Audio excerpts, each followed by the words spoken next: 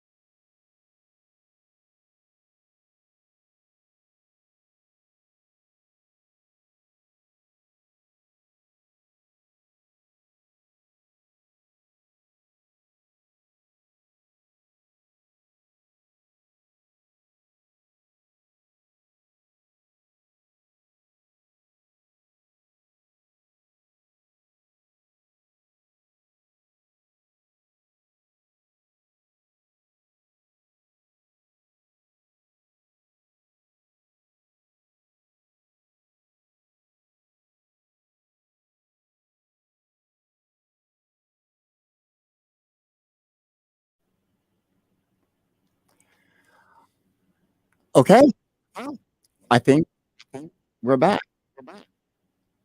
Okay. In our exploration of our nation's historical tapestry, we find ourselves first on a precipice, peering into a future shrouded in uncertainty, a future sculpted significantly, by the way, by the contemptuous era of Donald Trump's presidency. His time as president was a crucial catalyst in the extensive assault on one of our fundamental pillars of our democracy, the freedom of press. In the recent past, we've borne witness to a concerning erosion of press freedom, a core principle underpinning free and democratic societies. Trump's presidency, characterized by his incisive, polarizing language and ceaseless campaign to undermine the media, has established a precedent, the aftershocks of which continue to re- reverberate through our nation's socio-political landscape. From the very inception of Trump's election to office, we encountered a president who audaciously deemed the press as enemy of the people. It was a well calculated step intended to devalue the fourth estate and plant the seeds of distrust and suspicion within the American people. This purposeful tactic generated a hostile environment where objective journalism was marginalized, replaced with sensationalism and partisan bias as media houses grappled with the need to refute baseless allegations. Let us not lose sight of the relentless assault on individual journalists who dared to dispute the president's narrative. These reporters often face threats, harassment, and even physical aggression for merely executing their role of exposing the truth and holding those in power to account. Respected journalists like Jim Acosta and April Ryan found themselves in the crosshairs of this adversarial tide, their professional credibility scrutinized, and their personal lives disrupted by a whirlwind of hostility, spurred by a disdain for uncomfortable truths. In addition to this, The Trump administration's persistent efforts to control the narrative through distortion and misinformation posed a most chilling threat to press freedom. There was a contentious battle to separate the wheat of fact from the chaff of alternative realities and conspiracy theories, a struggle to distinguish truth from illusion. This deliberate blurring of boundaries left the public vulnerable, disoriented, and easily swayed. As per the 2021 World Press Freedom Index, compiled by Reporters Without Borders, the United States found itself in the 44th position among 180 nations, dropping 5 spots from the previous year. This downward spiral highlights the worrying trend of press freedom shrinking within our country. Trump's presidency was underscored by a discernible uptick in attacks on journalists. The U.S. Freedom Tracker recorded over 400 instances of press freedom violations between 2017 and 2021, including arrests, physical assaults, and property damage. This indicates a staggering 120% spike compared to the preceding 4-year period. The experience of CNN's Jim Acosta serves as a disheartening illustration of this alarming pattern. Acosta weathered verbal attacks and was temporarily expelled from the White House after challenging President Trump during a press conference. Later, reflecting on his experience, he remarked, quote, "Journalists are not the enemy of the people. Journalists are the eyes and ears of the people. Without a free press, there can be no democracy." End quote. In a similar vein, the Committee to Protect Journalists, CPJ, noted an unprecedented rise in threats against journalists during the Trump administration. According to CPJ, the number of journalists facing threats doubled in 2017 compared to the previous year. The report stressed, quote, "When the U.S. president labels journalists as enemies of the people, we're facing a serious issue," end quote. However, the erosion of press freedom extends far beyond the verbal attacks and threats. The Trump administration's approach to transparency was deeply concerning. The Columbia Journal Review reported a drastic reduction in the frequency of White House press briefings under Trump's rule, severely curtailing opportunities for journalists to question officials and seek clarity on crucial issues. These disquieting statistics and personal accounts serve as somber reminders of the obstacles that the press encountered during the Trump presidency. The assault on press freedom had significant consequences, not only for individual journalists, but also for public trust in the media, fueling the flames of division and misinformation. In the current climate, it's critically important that we reaffirm our commitment to a free and independent press. In the words of Thomas Jefferson, quote, "Our liberty relies on the freedom of the press, and that cannot be limited without being lost," end quote. These words strike a powerful chord in our current situation as we contend with the urgent decline of press freedom and the onslaught against the fourth estate. Regrettably, the repercussions of this assault on press freedom persist, reaching far beyond the Trump era. The seeds of distrust that have been planted have sprouted in the minds of the American public, creating a formidable challenge of distinguishing reliable sources of information within an ocean of misinformation. The echo chambers of social media platforms, armed with algorithms that reflect our biases, exacerbate this problem, entrapping us in a feedback loop of confirmation bias and widening the chasms within our society. Moreover, the menace of stochastic terrorism poses another threat to the operation of a free press. Stochastic terrorism, as we understand it, is a perilous form of communication that triggers or inspires acts of violence through the spread of meticulously crafted messages. The ripple effect of this insidious strategy extends far beyond its immediate targets, engendering an atmosphere of fear and intimidation that envelops the entire journalistic community. The statistics sketch a daunting image of the risks journalists confront. According to the Committee to Protect Journalists, CPJ, between 2011 and 2020, 540 journalists were slain in connection with their work across the globe.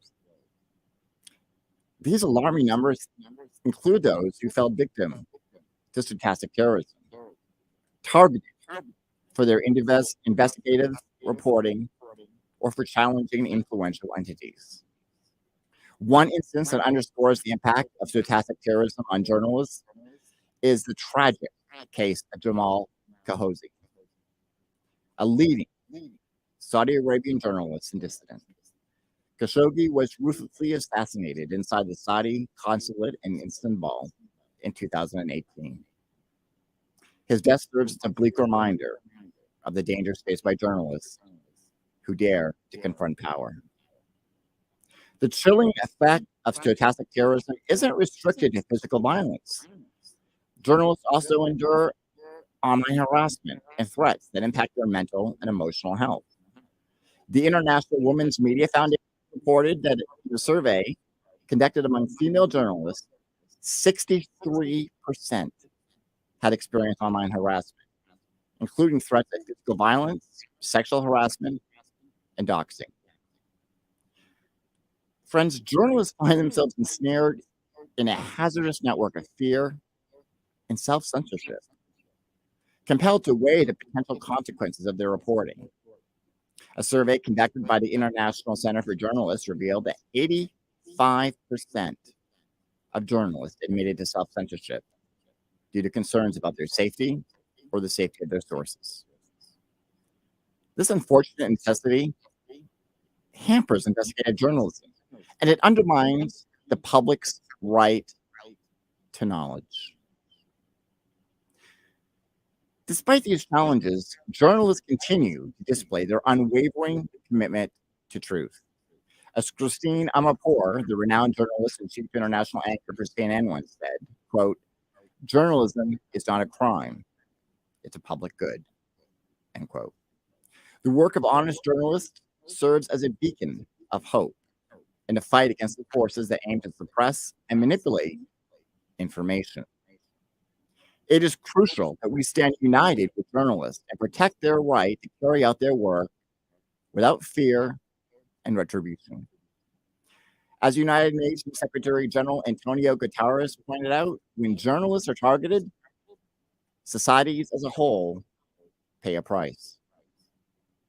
The erosion of press freedom and the silencing of journalistic voices undermine our collective ability to hold powerful to account and to make informed, rational decisions. The necessity to invest in the safety and protection of journalists, both in the virtual sphere and the tangible world, cannot be overstated. Governments, civil society groups, and media organizations must collaboratively work together toward the creation of an environment that fosters open and honest journalism, free from the grim shadow of violence, intimidation, and fear. This collective responsibility to safeguard the integrity and security of journalists must be the keystone in our efforts to preserve democratic ideals. The dwindling condition of press freedom is not just a matter that should concern journalists and media houses alone. It is an alarm bell, tolling a grave threat to the underpinnings of our democratic structures. A free and independent press functions as a vigilant watchdog, ceaselessly monitoring and curbing corruption, abuses of power, and the slippery slope into despotism. In its absence, we teeter dangerously close to an authoritarian abyss, where the truth is strategically camouflaged, dissent is systemically silenced, and the mighty wield their power with reckless abandon.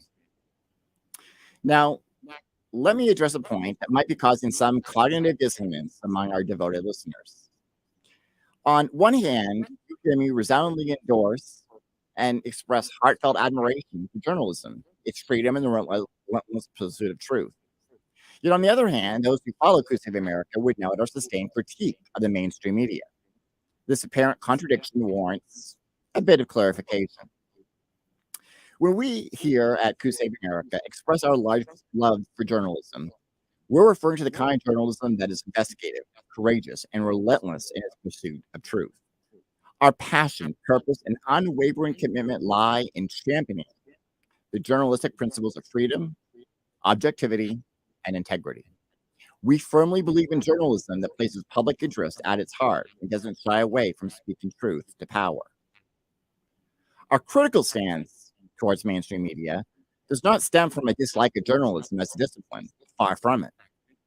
What we disapprove of, what we constantly critique, is a breed of journalism that promotes a skewed narrative. Journalism that tends to amplify the voices, agendas, and distorted realities of the power elites while sidelining the voices of the marginalized, the unheard, and the suppressed.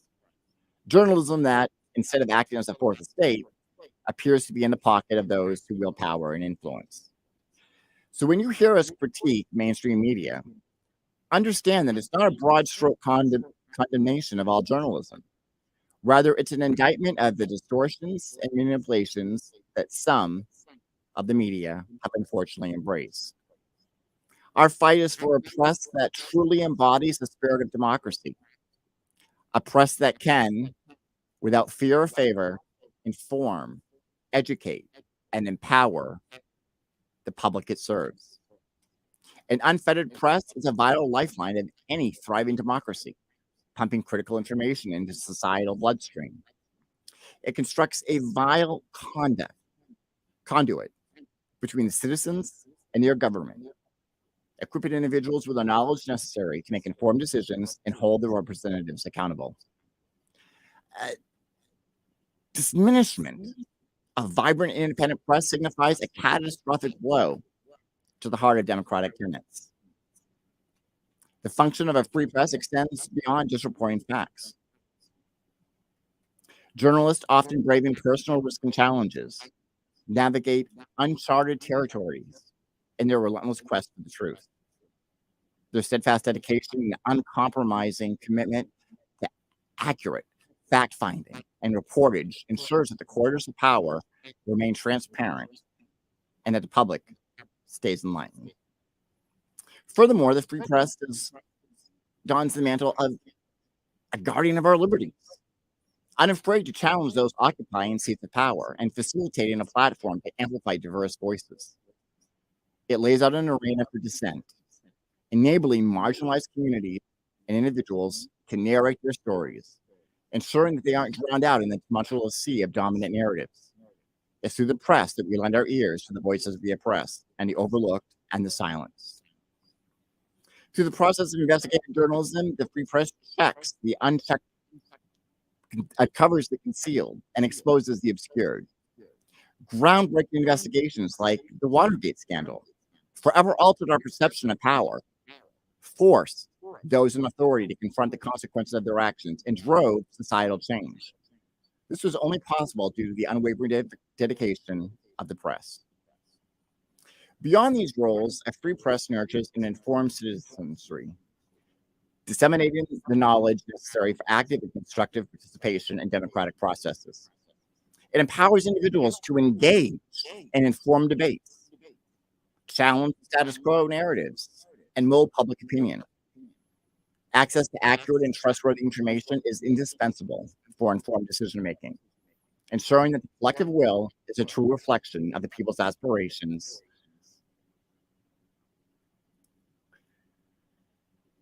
And sadly, we aren't just bystanders in the face of this grave issue. There's a palpable hope, and it's anchored in our collective pledge to uphold the foundational principles upon which our nation was constructed. It rests in our unwavering defiance against willful ignorance, our insatiable quest for truth, transparency, and accountability. And it's incumbent upon all of us to stand shoulder to shoulder with our journalists who tirelessly delve into the murky depths to bring truth to light, often braving great personal risks and making significant sacrifices. We must resist the sinister forces that seek to subvert press freedoms and foster an environment that prizes rigorous reporting, critical thinking, and open exchange of ideas. For the sake of our cherished democracy and the generations that will inherit the fruits of our action, we must rise to meet the challenges that confront us. Championing press freedom, this should not be seen as a partisan issue, but rather acknowledged as an essential pillar of our democratic infrastructure. So, friends, I ask that together, let's pledge to ensure that the press remains unfettered, vibrant, and resolute in its pursuit of the truth. The future of our cherished democracy hinges upon the actions that we take today. And that, my friends, concludes the final word of fun. My name is, of course, Sean Sainhart, and you are tuned in to Coup Save America, a hopefully beacon of truth in a world of misinformation, a platform dedicated to shining a light on the forces threatening our democratic norms. Today, I'm honored to be joined by a truly inspiring figure, Bonnie Kurowski. Hopefully, I did not butcher that name. Is an esteemed journalist hailing from the illinoisreporter.com, who has made a significant mark in political reportage. Her career exemplifies the principles of dedicated journalism, and she is known for her tenacity in uncovering the tumultuous landscape of politics. Bonnie's work is characterized by an unerring commitment to accuracy, a dedication to the truth, and unwavering courage in the face of adversity. Bonnie's experiences, however, extend beyond her admirable journalistic accomplishments. She is herself a survivor of stochastic terrorism, a grim testament to the threats journalists face in their quest to uncover the truth. Bonnie's journey, her survival, and her relentless dedication to her profession in the aftermath of such an ordeal underscore the necessity of the topic that we're going to be exploring today. In today's conversation, we will delve into the dawning reality of emerging threats that journalists face, both in their physical and online environments. We will explore the implications of these threats on our democratic fabric and discuss the crucial role of a free press in safeguarding it.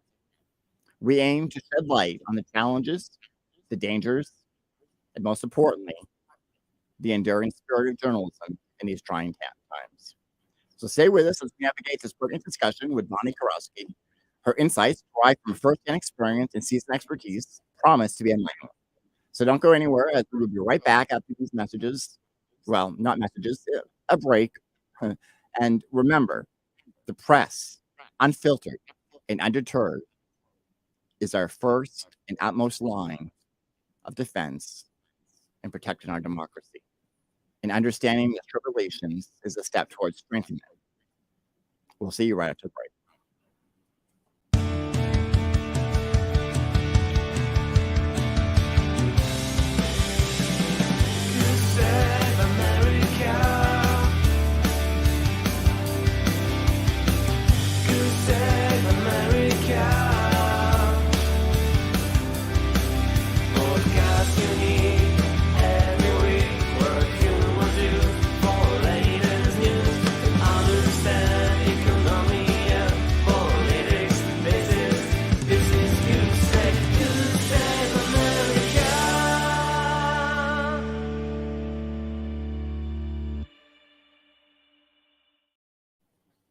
Okay, welcome back. And folks, just want to apologize. We're having some technical issues here in the studio today. Some of the equipment's not quite working. I'm hearing an echo, which is kind of disorienting. So please bear with us today. And hopefully we'll have these issues fixed for the next episode. I want to bring in our guest, Bonnie.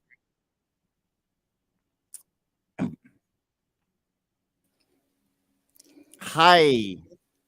Hello. Thank you for the introduction. And I would like to say thank you for even covering this topic. I know it's at a great risk even for yourself and your team. So thank you for bringing me on. And I look forward to being able to share my story. Yeah, I don't think a lot of people understand stochastic terrorism. Oh, let me just start by apologizing for the technical issues that we're having today. Okay. Late start and everything. This tends to always happen at the last minute. Can you explain a little what you mean by stochastic terrorism? Sure. I could use some of my own examples. So, stochastic terrorism is a new tactic that the violent extremists, and I want to classify that because there's a difference between extremism and violent extremism, are using to go after not just journalists, but also elected officials and activists. So I want to kind of clarify that too. But it's in 4 stages. The first stage of stochastic terrorism is dehumanizing someone. So, in the case that I have been going through myself, they take information about you and they twist it to look evil. To make you look like you're a lower part of the population. So for me, even though I own multiple businesses and I'm educated, they would say that I was unemployed or unemployable. They would say that I was a multiple bankruptcy filer, that, they'd go after things like my weight and things of that nature.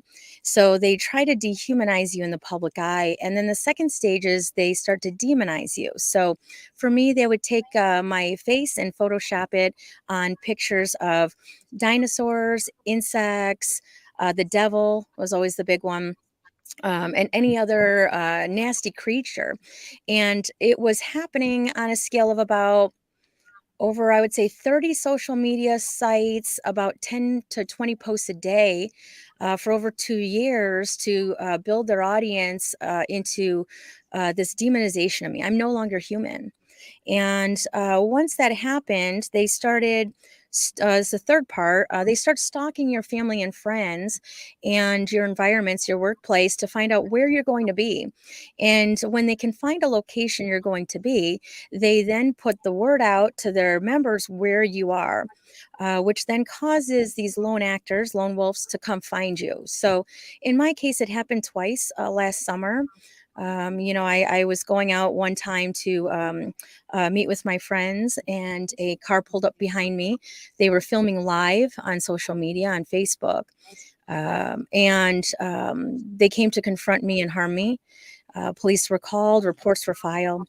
After they go through this stage of dehumanizing and demonizing, and then the lone wolves come. The fourth and final stage of stochastic terrorism is to look at the police and say, we didn't do it. We weren't there. We have nothing to do with that. If people came there to get her, that's not our problem. It's not our fault. We call it like the Charles Manson syndrome, where they dispatch other people to do their dirty work. They're really cowards. They're hoping other people aren't. The problem is, in the 2.5 years I've been undergoing things like this in my own life and my family and friends and workplaces, the biggest issue that we've had is now they're bringing minors and stuff into these situations. So the other day when I was being followed, it was a teenage boy. And so we're getting through these new things where they're soliciting them online through video games, setting up shops in their schools, clubs in their schools to indoctrinate them to be these new lone wolves, to be their new militia, brainwashing them. So first they have the general population and people that agree with some of their beliefs that they now are starting to pound in their head multiple times a day about, journalists being evil. And then finding where we're going to be and sending them out to take us out. And they have other approaches too, but that's the gist of stochastic terrorism. One of the newest things I'm seeing in the last few months is they're actually going after our, not just our credibility, because that was initial too, but they're going after our businesses. They're trying to shut down our news sites. They're trying to say that if we don't stop reporting, they're going to sue us and bankrupt us in courts. And all they want is for us to sign over our domain names to our web pages and our audience so that they can take control of our audiences too.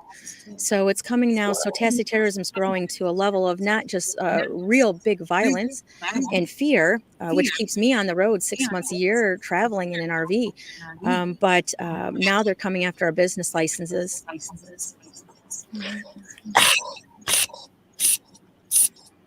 so sorry that you are going through this. And as you were kind of going through that, I'm thinking,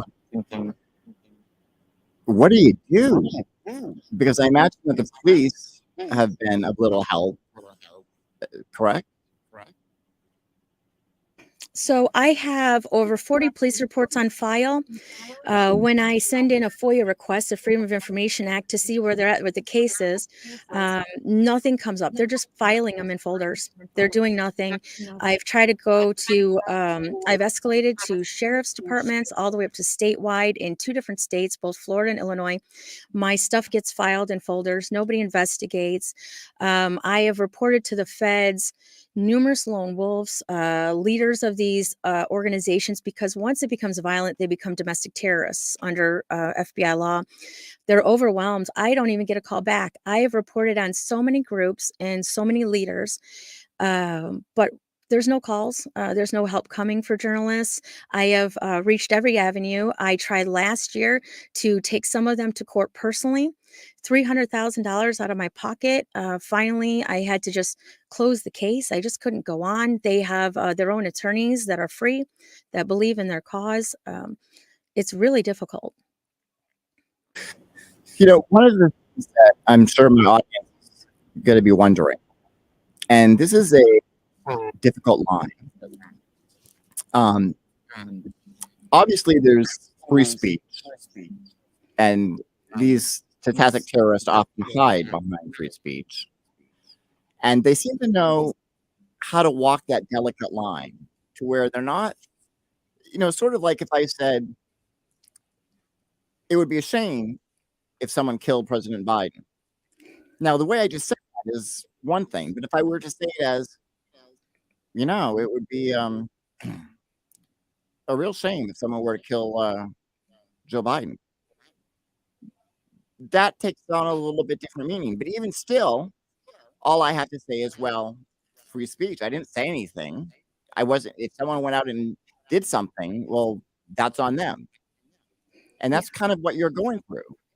Yeah, they've nicknamed me over the last 2.5 years as the little spider. And so when they make their threat posts, they use that instead of my name, which then police can't do anything about. So they say someone needs to kill the little spider. Someone needs to take out the little spider. Here's where the spider can be located. And because it's not name specific, police really can't do much about it. Social media, you can't do much about, despite the fact they're using it. The lack of laws to help support journalists are very apparent. The laws that are there and in place, such as cyber stalking and harassment, police don't want to do anything about. They don't get any extra rewards, unless they're taking down drug dealers or writing traffic tickets. So no help really comes for us. We have no avenues other than to stay on the move, support it ourselves, deal with their attacks against us as people. Um, Lock down all of our social media so they can't find out who our family and friends are because they go after them.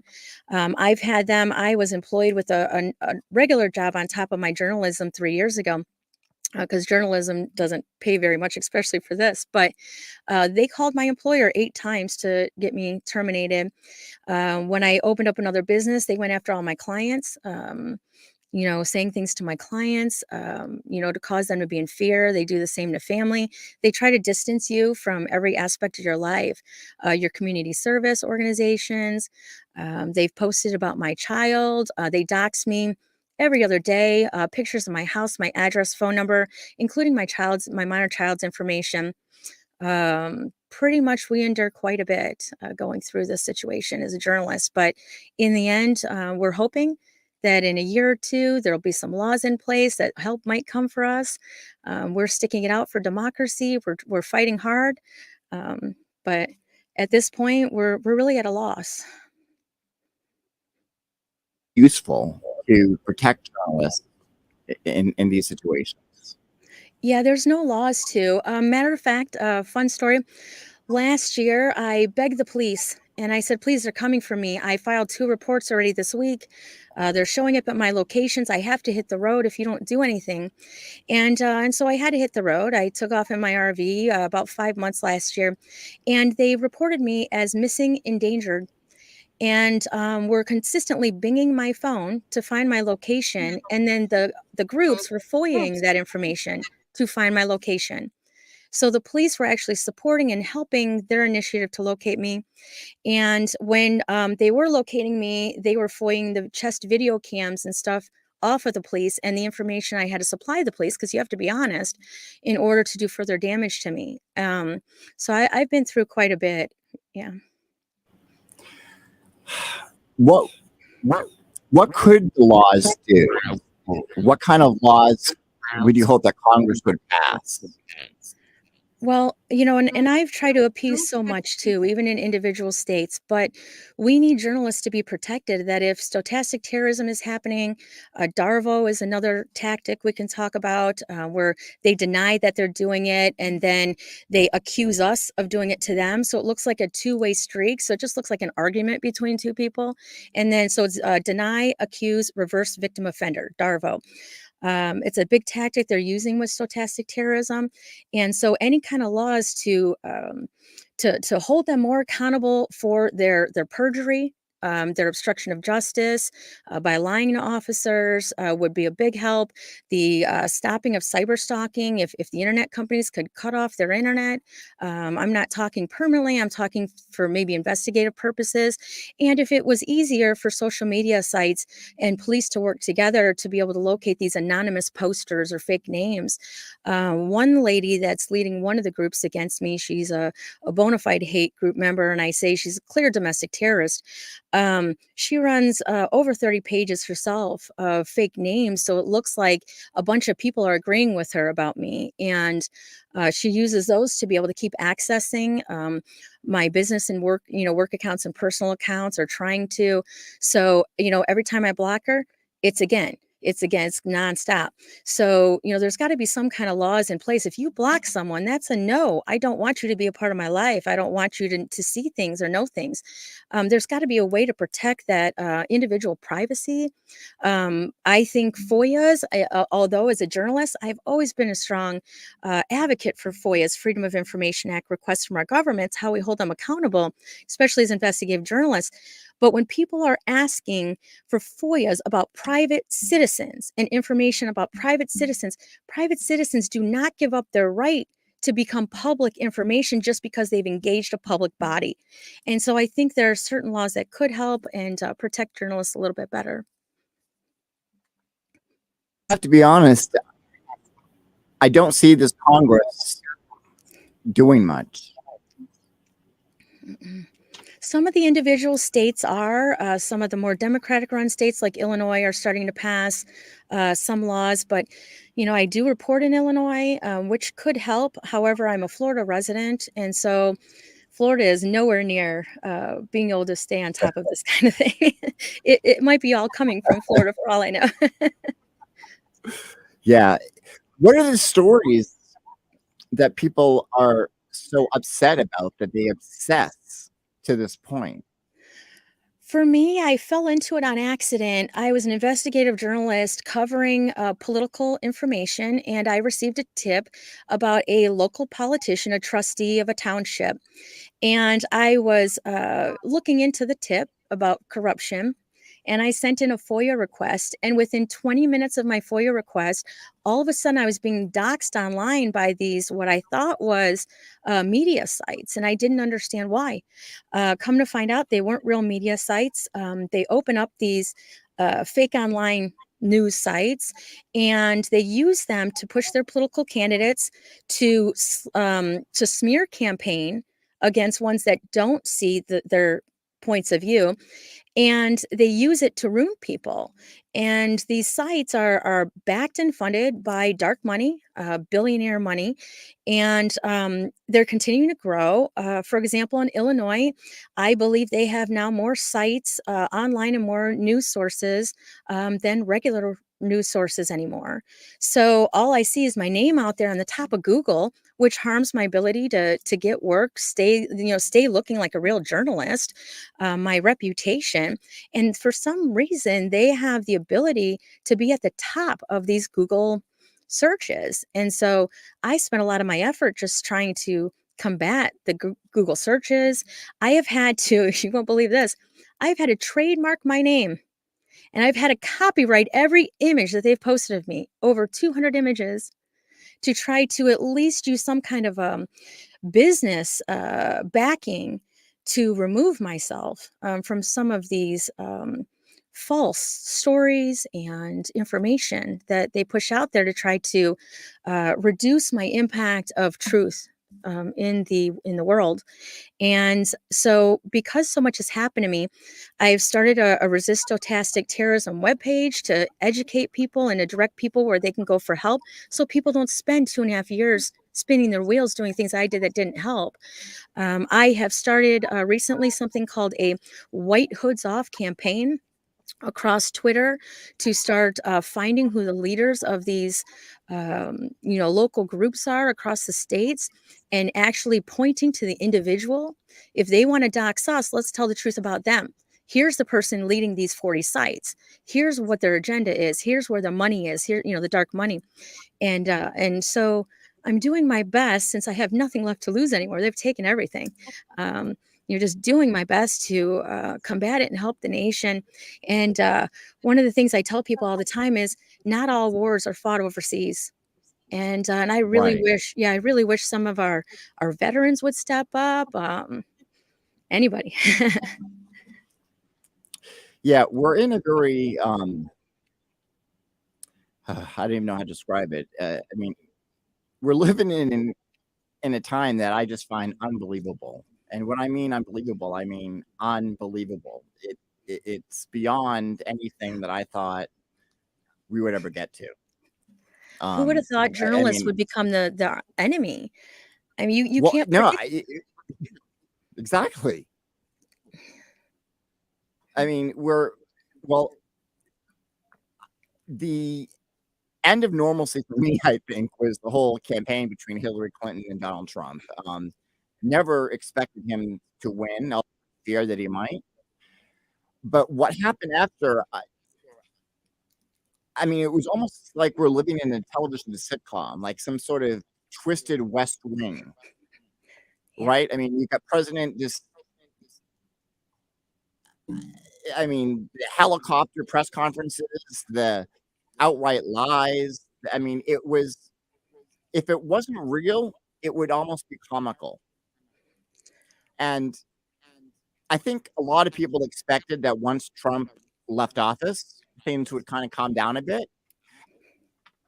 I was watching the indictment of Donald Trump in New York, and there's people out there supporting him, dressed up, and there's even people that have decoed their entire car with Trump images. I mean, we're talking about a lot of money to do this, and they're out there in these hordes supporting this man who's being indicted.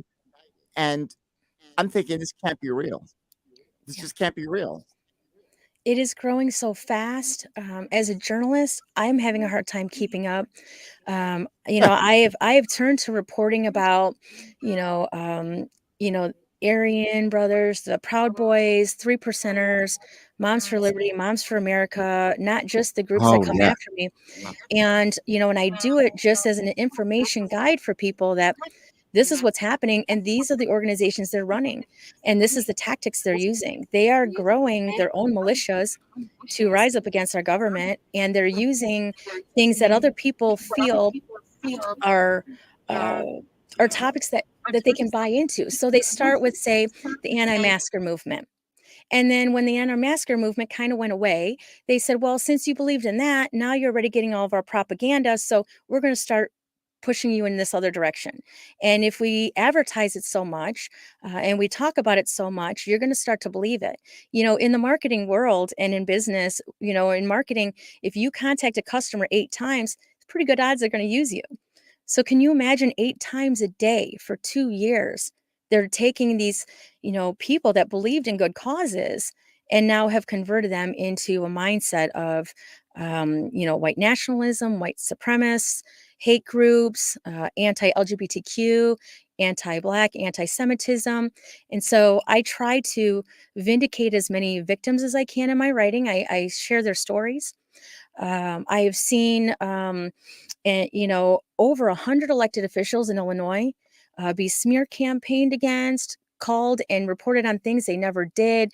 They've been talked about as though they were corrupt. I have seen them literally go into multiple cities, take over the clerks' positions in Illinois, boot them out, lock their doors, put in cameras, and steal stuff from their vaults. And, and this is government documents and stuff, but they say, oh, the clerk is corrupt. The clerk's not corrupt. The clerk is trying to defend those documents that she was elected to do. But they just have so much backing with this money that they literally walk right in yelling and screaming and nobody stops them. It's pure insurgency.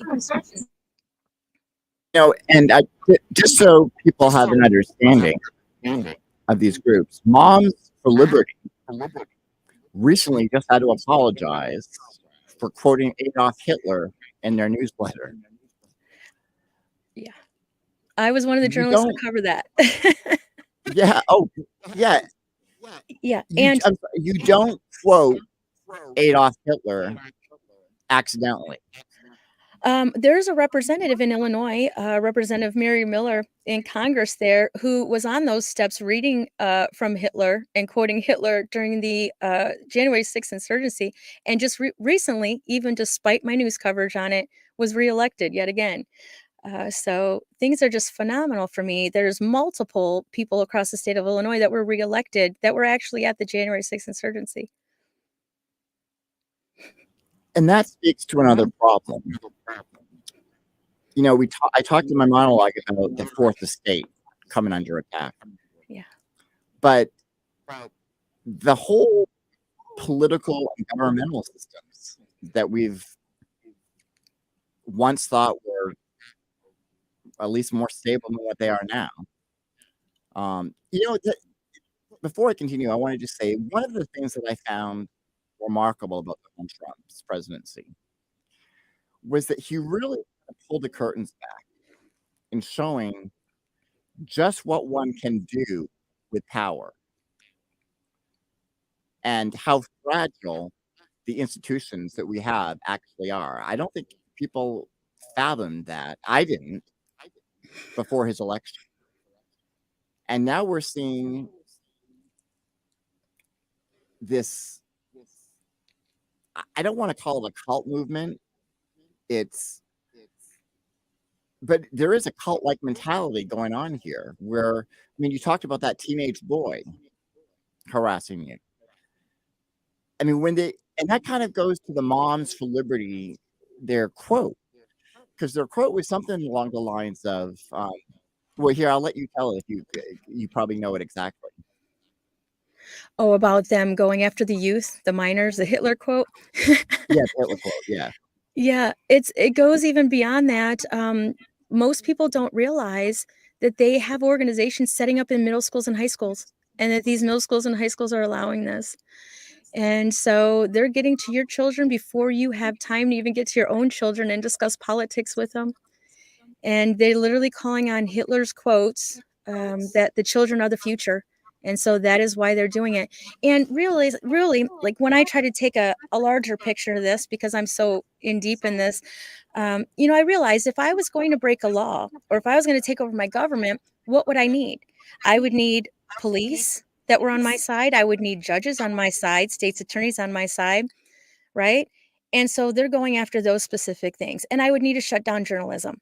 I would need to own the rights to all the journalism out there. That's what the dark money is paying for right now. One of the men that called my employer and called my clients was just awarded a state's attorney interim position until next election in a county in Illinois, because they were in there and surging that county for almost 3 years. And they've destroyed it so much that they got their own people pushed into the board, who then elected a state's attorney who has no history of prosecution in that regard, who is now just way overspending their money times 5 from what they had before. And how scary for journalists like me that he went up against in the last couple of years. He was trying to frame us illegally and everything with his powers, for him to now be able to turn on and be a state's attorney. So we can't even drive into that county to cover the news of what they're doing there, for fear of ourselves just disappearing in a prison somewhere and never seeing light. So us journalists have to be very careful of who they have and what power, from the judges to the police and the organizations, police organizations now that are starting up just for this wing. So there's a lot of scary factors for us. There's a lot of speculation. Am I coming out staticky?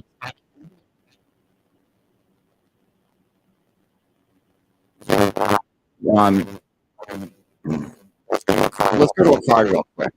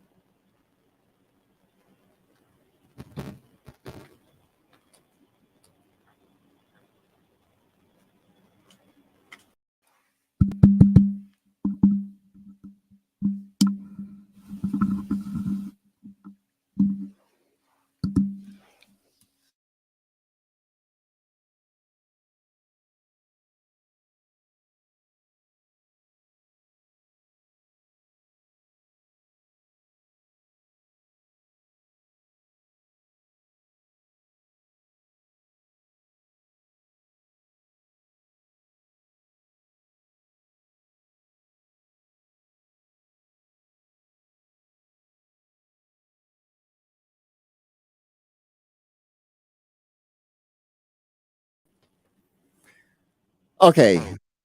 Is this any better? A little Okay. bit, yeah. I'm so sorry. It's one of those days. Okay, so you were talking about these different groups and this movement within the political system. And there's been talk during January 6th that there was police involved in that as well, that they were letting people into the Capitol. Um, how big of a threat would you say that this actually is? It's very huge and it's growing. I think it's one of the reasons why my police reports in Florida go unanswered. Um, you can actually see which sheriffs online are involved with these organizations. They are proud. They post their pictures. So you can see what counties they're with before you try to file charges, because nothing like filing charges against violent extremism with the sheriff's office who belongs to those organizations. So I do strongly encourage if anyone does have issues to research it first. Go I mean, you've also got a podcast, by the way, I believe, right? Yes. Um, so which website do you run that people can go to get some information on how to deal? The main website, the illinoisreporter.com, has links to the other sites, so they can kind of surf around from there. The resiststochasticterrorism.com website is for people that need help or education. It's a largely built educational site because we wanted parents to know how to spot if their child is being radicalized. We wanted adults to be able to spot if they've been radicalized, how to get away from that radicalization, how to decompress from it and learn to step away from it and understand what their own views are once again and embrace that. There's something called inoculation, and so we talk a little bit about attitudinal inoculation, which is how to deal with someone that approaches you and assumes maybe you have the same views or they're trying to brainwash you. And it helps you spot what sources you're watching in the media or online or on social media to see some of these clues of stochastic terrorism, DARVO, brainwashing, these organizations. And so the stochastic, resist stochastic terrorism site is good for the educational part.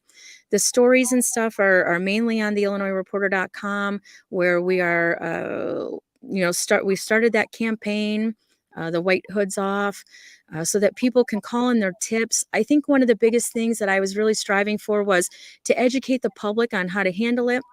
And then also a safe place where people can report their findings And then I would then turn around, investigate it, report it to keep their anonymity. I can't say it.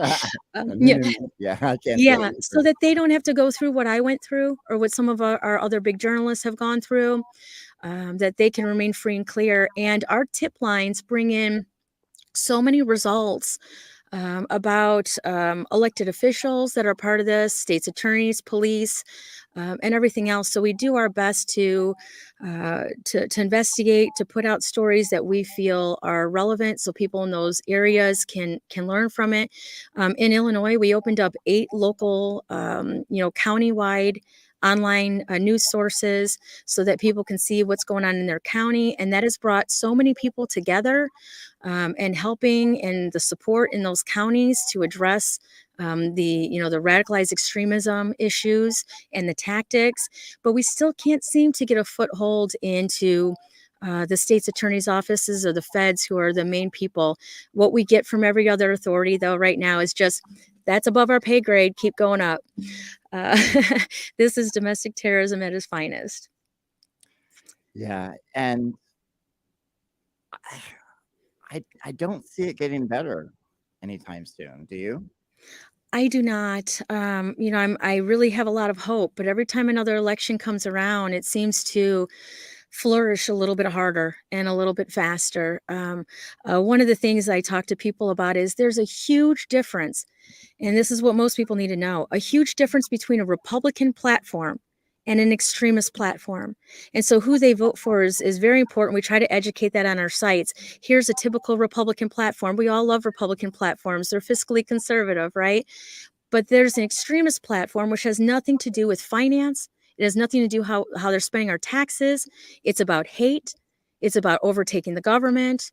And so the agendas and the topics they cover on an extremist side are completely different. And so learning how to spot, hey, I'm a Republican, isn't that my party? The answer is no. Research it, look at sites like ours, learn the difference, vote smartly. Yeah, and I would wager to say that a lot of this is, you mentioned vote smart. People seem to be voting from this emotional space rather than, uh, I mean, we've seen this monumental shift occur. Uh, and, I think it's not even fair to say that it started during Trump. I think Trump was, in many ways, the manifestation of this that's been building. And his victory, unfortunately, I think just further empowered these hate groups. What is it that they even want? What is their end goal? I mean, they want to take over the government, but to what end? We always say, we will never again question why the Branch Davidians drank the Kool-Aid. I think we see it now live happening here, right? Yeah. But they not only want to take over the government, they want to suppress the speech and the rights of people that are different from them, and they will do it to whatever speed that they need to. I notice with a lot of people that might have like some discriminatory views from their past. Obviously, we all have something we were raised with, would say, well, maybe they're right about this topic or that topic. And then I always ask them, even if you have some of those views, do you think those people need to die? Is it our right? Is it our right to put them on a platform to be attacked and killed? Do you really think these people need to be killed? And when they say no, I said, then that group's not for you. That's what they're going after. They're going after the most extreme. It's Hitler all over again. Let's eradicate certain populations, or let's suppress them and push them down so low that they can't survive. They can't continue, and hopefully they just flee or they go away, or whatever it is. But regardless, I think they do that because they're just trying to sidetrack from their real mission. If the whole world is looking at a certain population, then they can go and steal your kids, right? So to speak. They can steal their minds, their emotions. They're training them. So they're just distracting the world with using, marginalized populations just in order to keep pushing their other stuff on the side. Like, the biggest thing I cover a lot is these attacks on, these trans shows. And I cover every single one that I can. And I report everything that I see on their sites talking about attacking them so that these people are aware ahead of time. But one of the things that I say all the time is when they're distracting you with that and they're throwing those kind of things out there, what are they really doing? They're really on the other end. They're the ones grooming your children, not the Yeah. trans community. So why are they doing it? To distract you. They're distracting. So you think that's who's grooming them. They're the ones really grooming them. You think they're after those kids. You really want those kids. So now they're the enemy. And that's kind of how we look at that. What are some of the, I don't know why, but it shocks me that we're dealing with kids being radicalized into far right politics of all things. What are some of the signs that parents can use to know if their child is, as you said, being targeted and groomed? Great question. Very important knowledge. So, some of it is you start to hear your child talk any kind of hate speech against people. We don't raise our kids like that, right? Especially young kids. So, you listen for that. They start to distance themselves more and more from their family members. They become more alone. They start showing more interest in things like guns. All of a sudden, they say, "Hey, I know the difference between this type of gun versus that type of gun. I know the laws about when I can get my guns."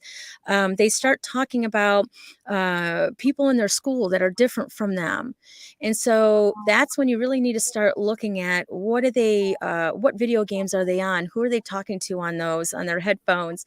What are they watching in terms of news or online sources? Who are the chats that they're in? Are they really kids their age they're chatting with? So once you start seeing any kind of hate views or speeches about militias or anti-government or guns, weapons, if you hear them start talking about elected officials, I'm sorry, they're not old enough to vote. Your kids shouldn't know anything about elected officials or issues, right? And yes, they should technically, but in this day and age, it gets a little scary. So I have a 16-year-old daughter, and she knows all about it because what we go through. But Yeah. before we started going through this, when I was a regular reporter, she didn't know anything. She knew that this is America and this is how we do things. And the biggest question I get from not just her, but her friends and stuff are, what does any of this have to do with the taxes? We pay our taxes, they spend our taxes. It's what government comes down to. None of that has anything to do with how they spend the money. And so keeping them in tune with that and is very important. And if you think your kid is starting to be radicalized, take immediate steps. The immediate steps is take them off whatever platform that is, get them away from the people they're associating with, get them in therapy, get them to learn attitudinal inoculation, instill your beliefs in them, tell them, no, it's not okay to hate somebody or to wish them harm. What happens if that happened to you? What if people ganged up on you? So bullying is not the same anymore. This isn't typical bullying. This is directed harm at specific individuals repeatedly over time using stochastic terrorism tactics. And it's going back to that Moms for Liberty post. I mean, that quote that they used about, the youth is the future, and that's what you have to target. Um, it's really frightening to think that we have our children being subjected to this because, especially at those young ages, right, where they're very vulnerable, they're very malleable. Um, and then you mentioned the schools. What are these groups in the schools? So there's two parts to the school system to be aware of. One part is they are running candidates for school boards across the nation like mad. They're trying to take over school boards. The second part is these groups, they're calling them like political organizations. We're teaching them about politics, join our club. But what they're really doing is radicalizing our youth because once they radicalize them, it's easier to then get them on the platforms that they feel they have beliefs for and turn them into lone wolves, lone actors. So they know that minors can get away with crimes more readily. They also know parents aren't aware aware of it. So they are setting up in these schools to start early because their goal obviously is 10, 15 years from now, they have a full militia out there of people that believe the same things. They're all on their sites. They want to get rid of certain books. Okay. I get Right. it. Everybody has views about books, but why? They want to get rid of those books, but at the same time, they're handing out pamphlets like mad to these same people. They're saying, go on this website, go on that website. So they want you on their stuff. They don't want you reading those books. That takes hours to read. They could be filling your head in hours times and getting you radicalized. So of course they want to ban books, and they want you to feel that they're banning them because of a different population. So there's one group very specifically that I researched just like 2 months ago that is now populated across Illinois. You could actually go on these websites, and it's all listed on our page, but you can go on their websites, type in your zip code, and see exactly which school districts they're in if they're in your kid's school. They proudly announce it. Their whole page is geared towards hate. They are energized by the Trump administration. They feel this is the path of the future, going back to a time when, the marginalized were not supported, and they really are just using it as a smoke screen to do their illegal actions. Going after the court system with federal judges and even Supreme Court. I mean, they've been working on this for 20, 30 years.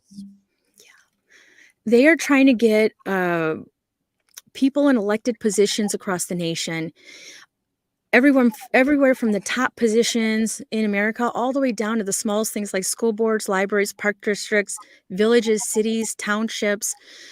They are trying to engage their people on these boards to start voting a certain way. I wrote a story 2 weeks ago about a local county in Illinois called Will County, where they had on the agenda to list LGBTQ Pride as a June month.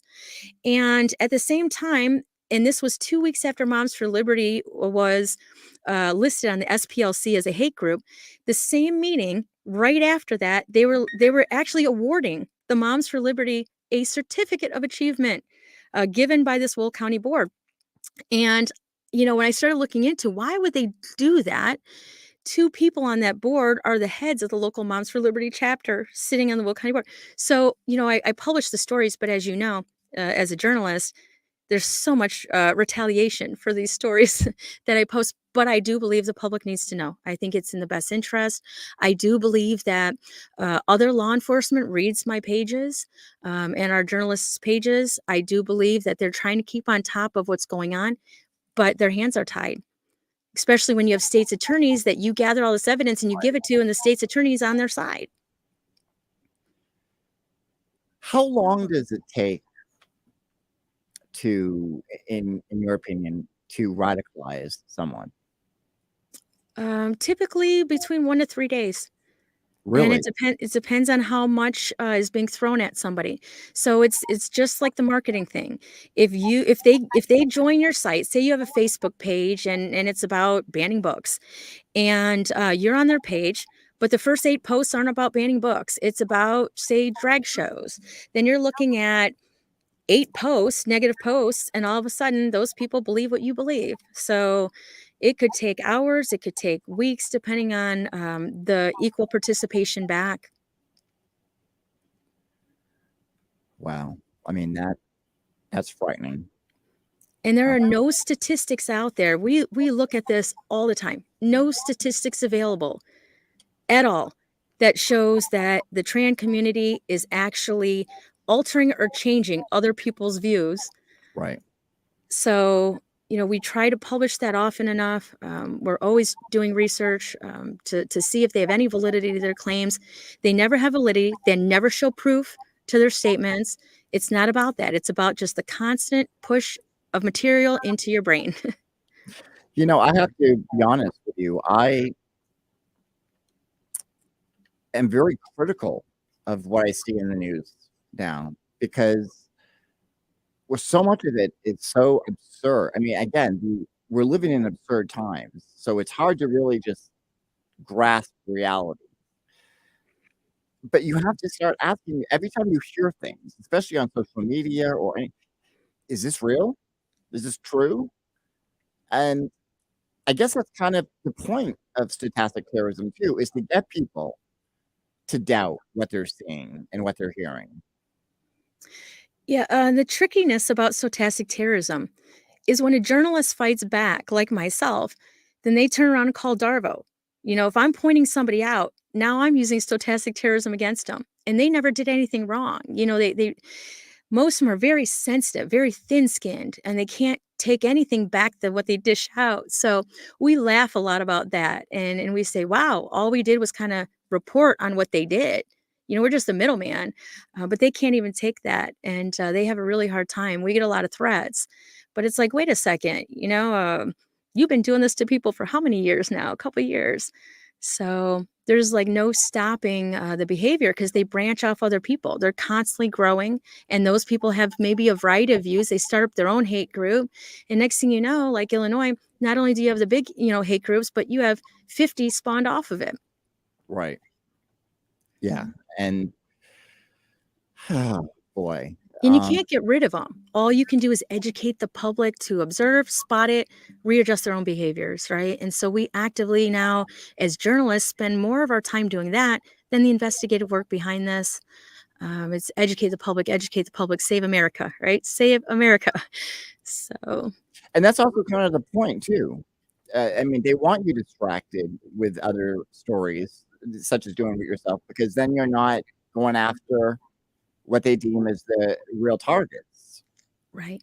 I mean, I would love to go back to stories where I'm talking about a corrupt official and a pay to play scheme or, something of real relevance. I always feel tired as a journalist having to continue to educate, continue to say, oh, we have a new branch that just started out and there's 30 members already and they're growing. It's really hard to just focus on that all the time. And it's just growing so fast. And their support is growing. It's kind of circling around everything. But yeah, as journalists, we would love to just be able to report on the basic investigative work that we used to once before, because that's important too. And that should be important to all sides, including theirs. Oh, absolutely. And that's been their greatest victory, I think, is their attack on truth, because And they've caused a lot of death.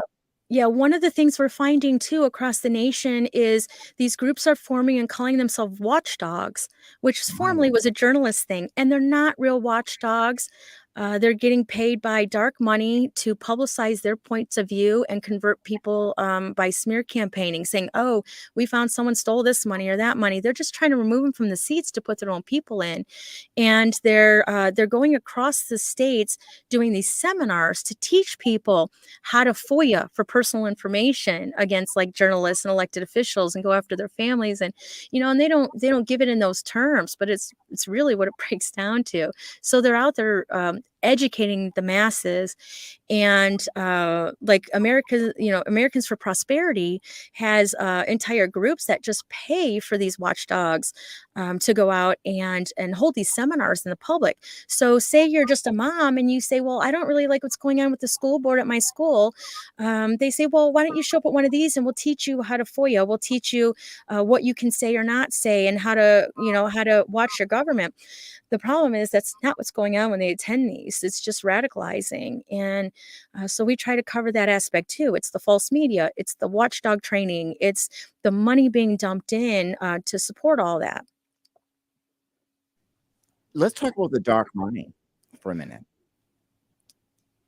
It seems as though there ought to be some legal maneuvers around that, where you could say the need for transparency. Where is this money coming from? Who's funding these groups? Um, it seems as though there ought to be a law that makes that more transparent. You would think what I've recently discovered in the last couple months is that a lot of these groups that are opening up are then turning around and opening up super PACs.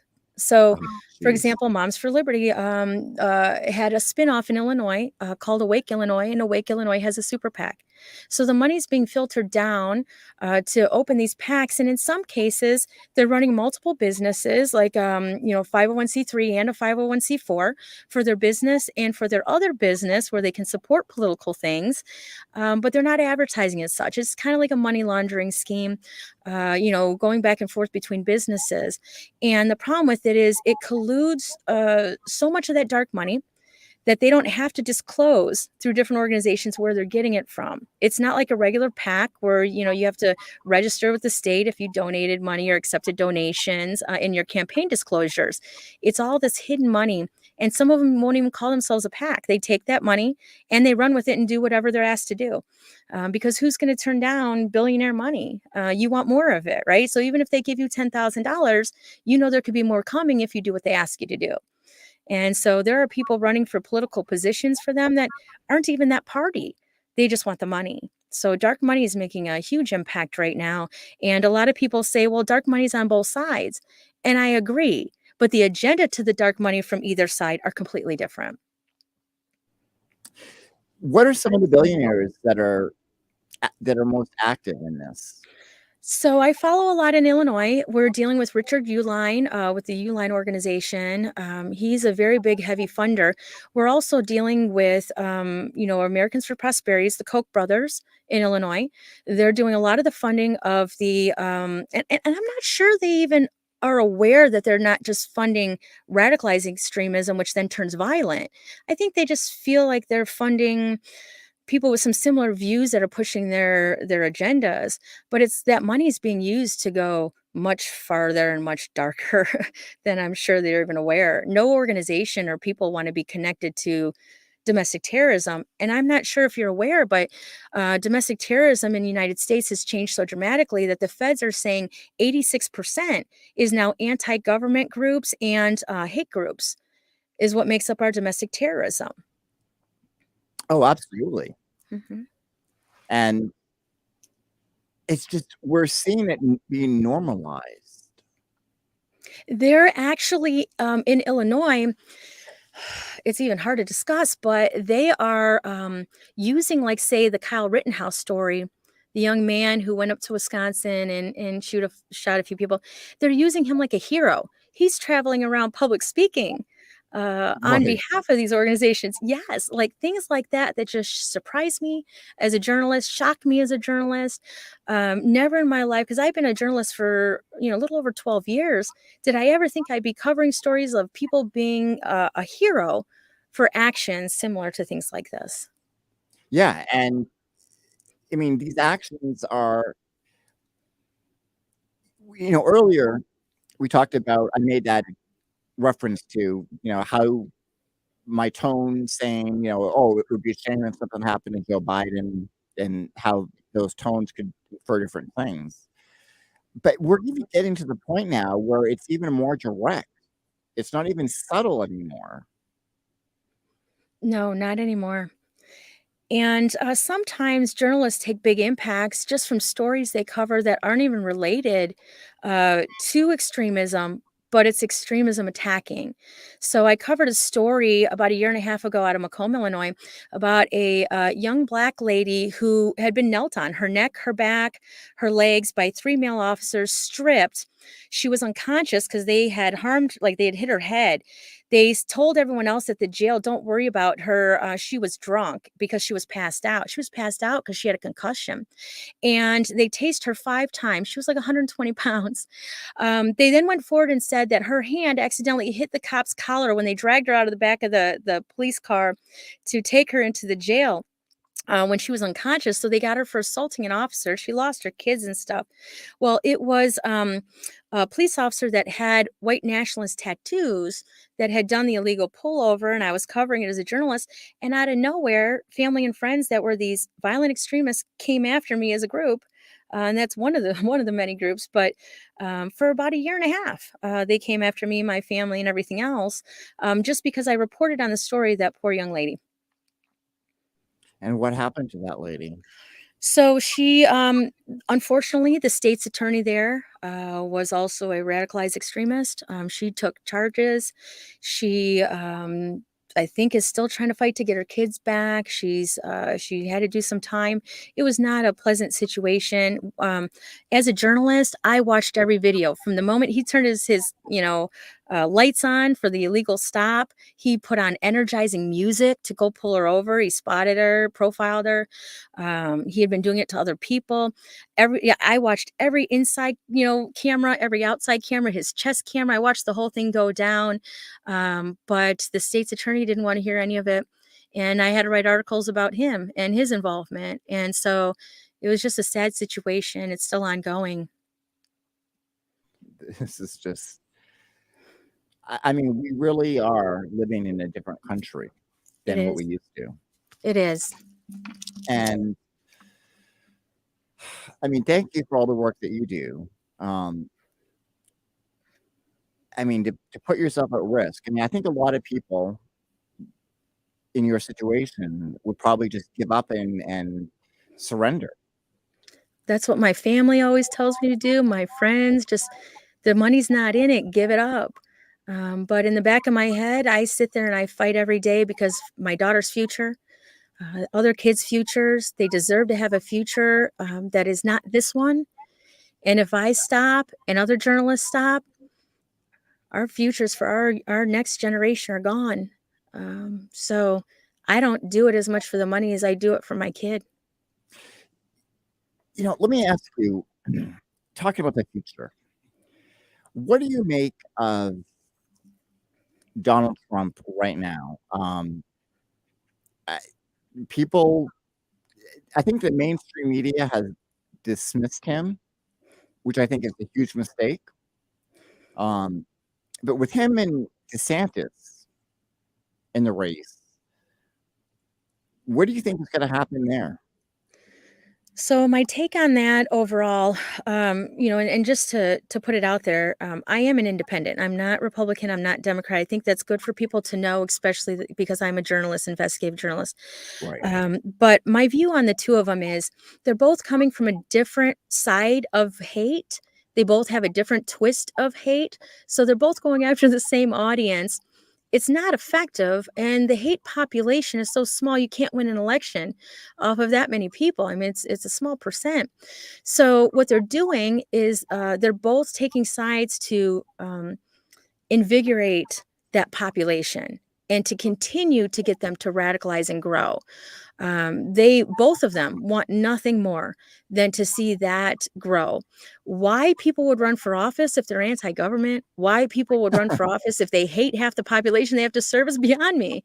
I find the whole thing between those two ridiculous as a journalist, ridiculous to democracy. And I feel like it's some kind of talk show or something that Donald Trump is putting out, some reality show that he's really Yeah. filming in the background because it's just unbelievable. And it's unbelievable people listen to him. But again, going back to my further, my last statement is I will never again question why people drank that Kool-Aid.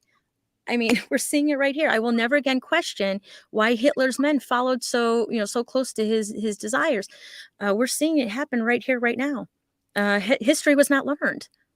No, and I still don't understand it. I mean, I don't understand what it is about Donald Trump that has cultivated this loyal following. He was a reality TV show host that he bought into. He was not a successful businessman. He was not a Right. successful president. He was not successful in any of his moves to get people to take over the government. Even when he was in office, he couldn't get enough people to do it. So why would people vote for someone that's already proved that they can't be successful? But that's just a business point of view. But he's obviously doing it for the money. There's money in it somewhere. The money he gets for donations by even saying he's running for president, because you can't collect campaign donations unless you say you're still involved. So that money is being used for his legal fees. It's being used for his personal stuff he'd like to do that he thinks he could write off. And, he's doing it because if he does become president, you can't put him in jail, right? So he's got nothing to lose but to step forward. But the world has everything to lose, and that's the big problem is the future for our families, our children. even us as we age and what's going to happen when that happens. And I understand some people, they don't like the government. Some people wish for a better government or less laws and stuff. And I get that. But do people have to die for it? Do we need a civil war for that? Or can just people start coming up with a really good platform of really good agendas to push out there that aren't hate related?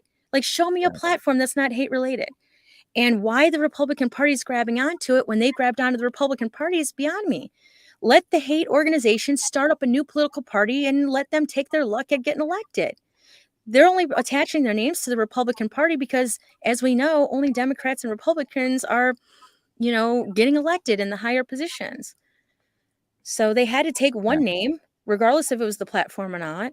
And soon enough, Americans will start to realize it. I think there's enough reporters like myself out there that are just educating, and hoping that people start opening their eyes and saying, you're right. A common platform for Republican right now is what we're going to do about this water quality, and the differences and how we're going to spend our tax money for that.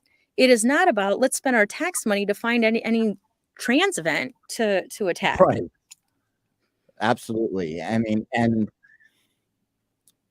it's the culture war that they're solely focused on, the Republican Party right now. Mhm.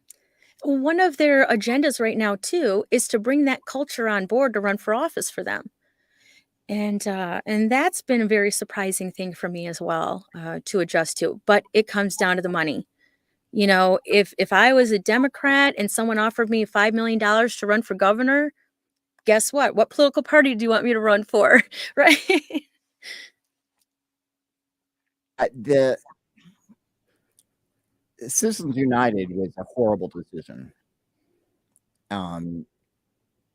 And then this influx of dark money. I mean, we basically have a government for sale at this point. Absolutely. It, One of my last stories last week was about someone who ran for a high position in Illinois. And when I started researching his campaign donations, it led to a house of a 95-year-old gentleman in Illinois that was running a super PAC. But when I looked it up, the money came in 2022 and he was deceased in 2021. So they're finding any means to shuffle that money without having to show who it's really coming from or where, but it's all dark money. Wow. What is your advice to how can someone prevent themselves from being radicalized? What should people know? So the first thing I always say is family first, right? I always say, if you're religious, God and family, right? Take care of your family. Make sure that what your family is watching, listening to, absorbing is appropriate. Make sure that you have discussions with them over the differences in political parties, and not just political parties, but the fractions of these political parties, like a Republican agenda, a Democratic agenda versus a hate agenda.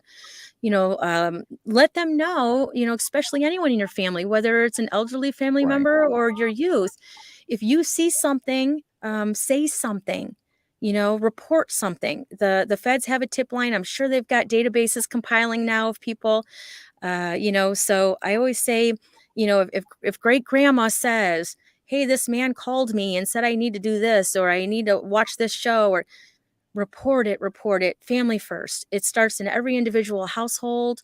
If we can keep our households tight and secure, we can stop the growth, and we can start pushing those people responsible for their actions, more responsible. The SPLC, the Southern Poverty Law Center, are doing their best to get on top of listing these groups so that you can go back and say, oh, I'm glad great grandma told me about that group, because here they are in the SPLC. And so we need to start making sure that we're not sending our money to those kind of groups too, not the dollar donation, the $20 grassroots efforts. We need to say, okay, we know what they are. If we see it on social media, we need to remove ourselves from those pages. We need to spot that and say, this rhetoric that they're saying about this person might not be true. I'm just going to unjoin that page or that group, so that I'm not going to have to keep hearing that. And so the best thing first, start with your family. Start with your closest friends, your family. Take care of them first. Make sure that they could survive the next few years of whatever's going to happen. Have you thought about writing a book about your experience with stochastic terrorism? I have. I've even been approached about a possible Netflix series. I've had so many ups and downs.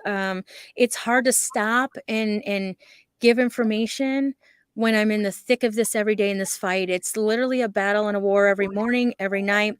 Sometimes it's through the night for me. I don't even have night times because they'll go on my business pages and bombard them with millions of posts or comments with new fake names. It's very hard to take that time on the side to stop when you're fighting a battle and just jot down your notes for people or write that book. But I'm hoping someday. Yeah, because I think that your experience and knowledge of this would be of immense help to people, which is one of the reasons why I wanted to have you on the show, because this is just an important topic, and we have to find a way somehow to deal with it. And I get it's difficult. There's issues with free speech. There's issues. I, I get it. It's complicated, but Well, we're the free shying speech. away from it. Yeah, and that free speech issue, I'm glad you brought that up too, because it's been in the news these last few days. And I want to kind of point something out as a journalist. Um, that faction is crying that they're being stopped from free speech right now by Joe Biden, and they're pointing the finger at him. And that is not what Joe Biden is doing. Joe Biden is basically saying freedom of speech ends when you start threatening people, when you start ruining people. That is not something covered under freedom of speech. And if people have any questions, they need to review what is included and what is not included in our freedom of speech. As journalists, we are very aware of what freedom of speech is and what we can say or do when we Right. write stories. They have so far passed that freedom of speech that now when they're being shut down, they're crying about it, saying it's freedom of speech. And I hear it all the time when I try to report things. Oh, it's freedom of speech. No, that was not freedom of speech. They try to sit out front of my house all the time. They drive past my house, they take pictures. They come up to try to take pictures in my windows. I live with my life shut down, my blinds closed, everything. And they say, but the streets are public roadways. We're allowed there. Yes, you are, but not constant surveillance. It surpasses. So when we hear this in the news right now, just keep in mind that that freedom of speech is not what we're talking about. Right. But Bonnie, I want to thank you so much for coming on the show. It's been a real pleasure. I apologize for the technical issues. Okay. This has been kind of a nightmare today with the technical issues. Please go ahead and tell us your websites one more time. The IllinoisReporter.com and the Stochastic Terrorism.com. You can find us also on, there's more stories on Facebook because we reshare other stories about this stuff on Facebook or Meta, as you call it. But we are also on Twitter and Instagram. We are across everything trying to educate the world right now and fighting to save America. We encourage any other freelance journalists or any volunteer journalists that want to help to jump in. We know it's a scary thing. We encourage any vets to help and jump in if we find things in areas that need to be protected. We really need to step up and protect our country right now. And so I want to thank you too for even having me on. And I know the risk to that, and what you do is also a risk. So I need you to hang in there too. Thank you so much, Bonnie. And for everyone else, we'll see you next week. This has been Coup Save America. Thanks. Thank you.